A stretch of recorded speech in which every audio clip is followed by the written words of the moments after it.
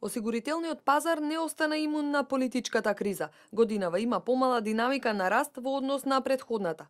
Ке заврши со раст од околу 4%, а таков се очекува и наредната година.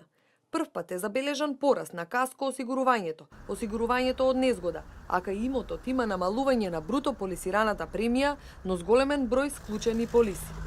Каско осигурувањето годинава има пораст од 10,38%, осигурувањето од незгода 9,31%, а кај осигурувањето на имот има намалување на бруто полисираната премија од 7,9%, но има раст на склучените договори.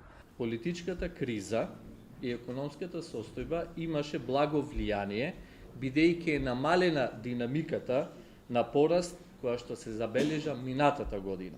Меѓутоа, зголемената понуда на осигурителни продукти од страна на друштвата за осигурување, поголемата осигурителна култура кај граѓаните и се поизразеното препознавање на предностите кои што го нуди осигурувањето како најефикасен механизам за компензирање на потенцијални финансиски загуби од се почестите случувања на ризици, сепак влијаеше на позитивната стапка на раст на бруто полисираната премија. По елементарните непогоди што го зафатија Скопскиот регион, односно со поплавите и серијата земјотреси, има значајно раздвижување на пазарот.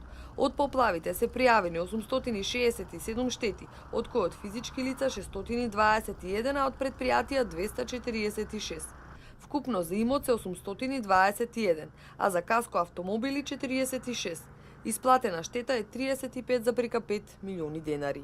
Продолжува тенденцијата на мал број граѓани свесно и доброволно да се одлучат да склучат домакинско осигурување и да го заштитат сето она, односно сиот свој имот, за кој мака трпно работеле сите години.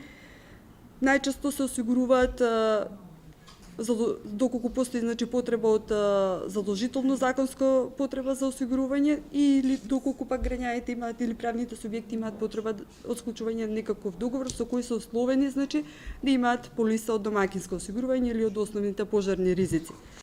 Низ годините раздвижување бележи и осигурувањето кај земјоделските посеви, како резултат на државната поддршка од трошокот за осигурување на земјоделските стопанства. Она што се очекува во иднина е во поголема мера да се зголемува свесноста за осигурувањата во земјоделскиот сектор.